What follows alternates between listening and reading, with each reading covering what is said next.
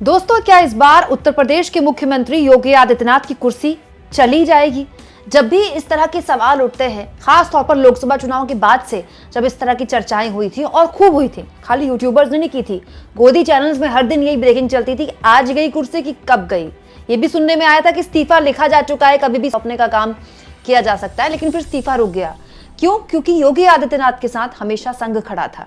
लेकिन अब ऐसा लगता है दोस्तों कि योगी आदित्यनाथ के सर के ऊपर से अब संघ ने भी हाथ उठा दिए हैं। और जब संघ हाथ उठा देता है तो फिर उन नेताओं का बीजेपी में क्या होता है, मुझे आपको बताने की जरूरत नहीं है। सब कुछ मैं आपको तफसील से बताऊंगी और साथ में आपको यह भी बताऊंगी कि योगी आदित्यनाथ से पहले किस मुख्यमंत्री का विकेट गिरा है।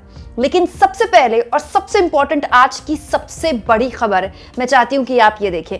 दोस्तों, बीएल संतोष जो कि नेशनल जनरल सेक्रेटरी हैं बीजेपी के, केंद्रीय महासचिव, इनकी तरफ से एक बेहद ही इंपॉर्टेंट ट्वीट किया गया है। अब देखिए, बीएल संतोष वो नेता हैं जो कि आरएसएस के माने जाते हैं। आप आरएसएस से निकले हुए नेता, आरएसएस के वो लोग जिनको बीजेपी की मदद के लिए खड़ा किया जाता है, उनकी तरफ से एक बहुत ही इंपॉर्टेंट बात की गई है। On the instructions of honourable national president Shri JP Nadda ji, मतलब जेपी नड्डा के आदेश में बीजेपी के एमपी के वर्कर्स और बीजेपी के यूपी के वर्कर्स, मतलब बीजेपी के यूपी और एमपी के कार्यकर्ता will assist the administration in managing traffic on roads. मतलब उत्तर प्रदेश के कुंभ में जो प्रशासन है उनकी मदद करने के लिए बीजेपी के एमपी के और बीजेपी के यूपी के कार्यकर्ता सड़क पर उतरेंगे ट्रैफिक को संभालने के लिए, लोगों को खाना देंगे, मेडिकल फैसिलिटीज टू कुंभ यात्री, कुंभ यात्रियों को मेडिकल सेवाएं देंगे। ये किसने बोला है? बीएल संतोष ने। कब बोला है? जब मेरे जैसे यूट्यूबर्स आपको पिछले 24 घंटे में ऐसी कई खबरें दिखा चुके, और केवल मैं नहीं, पूरा इंस्टाग्राम ही भरा हुआ है। इंस्टाग्राम की हर दूसरी रील, ट्विटर की हर दूसरी रील, और अब तो main stream media news channels की भी हर खबर यही है कि महाकुंभ में महाजाम से लोग त्राहिमाम त्राहिमाम कर रहे हैं। खैर, प्रयागराज के अंदर तो एंट्री ही फिलहाल रोक दी गई है। प्रयागराज के अंदर तो आप एंट्री ले ही नहीं सकते गाड़ियों से, लेकिन प्रयागराज से पहले ही गाड़ियों की लंबी कतारें हैं। लोग जहां थे वही घंटों से फंसे हुए हैं।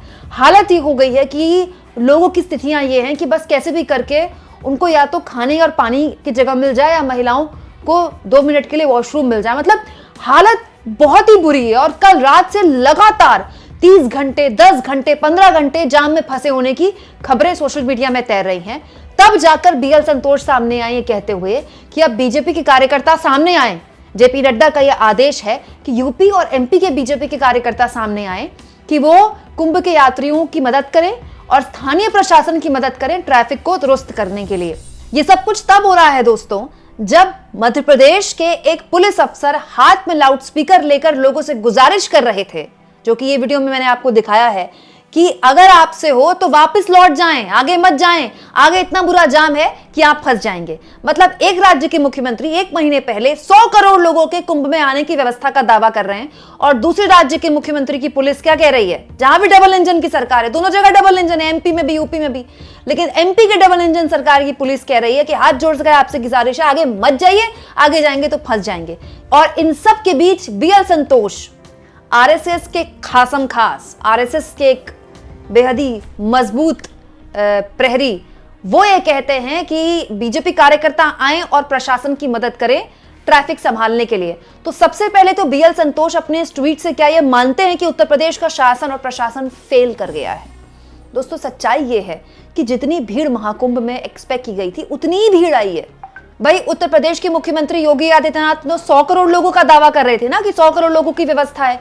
अभी तो 40, 45 या 50 करोड़ भी लोग भी नहीं आए हैं। तो इसके लिए तो प्रशासन, इसका मतलब तैयार ही होना चाहिए था। चलिए, मैं मानती हूँ कि इतनी ज्यादा भीड़ है कि प्रशासन तैयार भी नहीं हो पाया और तैयारियां भी सारी फेल कर गई। तो जो कार्यकर्ता हैं उनका सड़क पर उतरना इस बात की तस्दीक करता है क्या कि प्रशासन फेल कर गया? मतलब बीजेपी स्वीकार कर रही है, या सार्वजनिक तौर पर स्वीकार कर रही है कि प्रशासन फेल कर गया। भाई, बीएल संतोष को क्या जरूरत थी ट्वीट करने की? वो एमपी के बीजेपी के प्रदेश अध्यक्ष को फोन कर सकते थे, वो यूपी के बीजेपी के प्रदेश अध्यक्ष को फोन कर सकते थे और उनसे कह सकते थे कि भाई अपने अपने कार्यकर्ताओं से कहिए सड़क पर उतरे। क्योंकि ट्विटर पर तो वैसे भी हर कार्यकर्ता नहीं होगा, ट्विटर तो बहुत कम लोग चलाते हैं, सोशल मीडिया एक्स पे हर कोई थोड़ी होता है, हर कोई तो इंस्टाग्राम पे है या तो फेसबुक पे है। लेकिन आप सोचिए, सार्वजनिक तौर पर ये लिखा जा रहा है, इसका मतलब ये संदेश दिया जा रहा है कि आपका जो पूरा का पूरा तंत्र है वो फेल कर गया। दोस्तों, उत्तर प्रदेश के मुख्यमंत्री योगी आदित्यनाथ की कोशिश ये थी कि इस महाकुंभ को वो ऐसे दिखाएं कि देखिए हमने इतनी भीड़ मैनेज कर ली, हमने इतना पैसा भी कमा लिया और क्या बिजनेस मॉडल हमने पेश कर दिया। इसके जरिए वो अपने आप को मुख्यमंत्री नहीं, प्रधानमंत्री के पद के एक बड़े दावेदार के तौर पर पेश करना चाहते थे। लेकिन क्या हुआ, पहले भगदड़ मची, फिर आगजनी की खबरें और अब महाजाम की खबरें। और दोस्तों, अगर उत्तर प्रदेश के मुख्यमंत्री योगी आदित्यनाथ का खराब प्रशासन की वजह से इस्तीफा हो जाता है तो ऐसा तो भी नहीं है कि ये केंद्रीय नेतृत्व नहीं चाहता है। अमित शाह तो चाहते ही हैं और आज से नहीं महीनों से चाहते हैं, बस उनकी मन की मुराद पूरी नहीं हो पा रही है। नहीं तो आप खुद सोचिए, मीडिया की इतनी हिम्मत है कि योगी प्रशासन की गलतियां वो टीवी पे दिखा दे, लेकिन आज देखिए सुबह से मीडिया में योगी जी की धज्जियां उड़ाई जा रही हैं। तो आपको लगता है कि ये बिना इशारे ऐसे ही उड़ाई जाती हैं? टीवी में चल सकता है योगी के खिलाफ जब तक बिग बॉस ना चाहें। अब ये बात तो हो गई योगी की, लेकिन अगर खराब प्रशासन पर इस्तीफा हो तो ये कोई नई बात नहीं है। देखिए, कल एक बहुत ही हैरान करने वाली खबर आई, मणिपुर के मुख्यमंत्री बीरेंद्र सिंह ने इस्तीफा दे दिया। वो बीरेंद्र सिंह जो पौने 2 साल से जिनसे इस्तीफे की मांग कर करके विपक्ष थक गया, आखिरकार अब इस्तीफा दिया उन्होंने। क्यों? क्योंकि 2 कारण थे उसके दोस्तों। एक, सुप्रीम कोर्ट ने 4 फरवरी को CFSL को मुख्यमंत्री बीरेंद्र सिंह की उस कथित ऑडियो क्लिप की जांच करने के आदेश दिए थे जिसमें उन्होंने राज्य में हिंसा भड़काने के क्रेडिट लेते हुए उनको सुना जा रहा था। और CFSL ने सीलबंद रिपोर्ट सौंपने के लिए कहा था CFSL को, और इसमें लगभग 93 मेल खाती उनकी आवाज पाई गई है। ठीक है।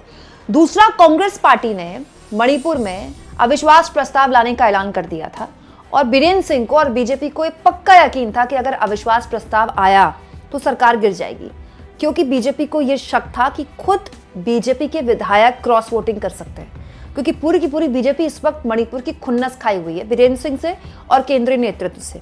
इसीलिए बीरेंद्र सिंह का इस्तीफा तब हुआ जब मतलब मणिपुर में जो हिंसा है उसको होते होते पौने 2 साल का वक्त हो गया। पौने 2 साल बाद बीरेंद्र सिंह का इस्तीफा हुआ तब जब बीजेपी को यह भनक लग गई कि यहां सरकार गिर सकती है या फिर मुख्यमंत्री पर खुद आंच आ सकती है, तब जाकर मुख्यमंत्री ने इस्तीफा दिया है।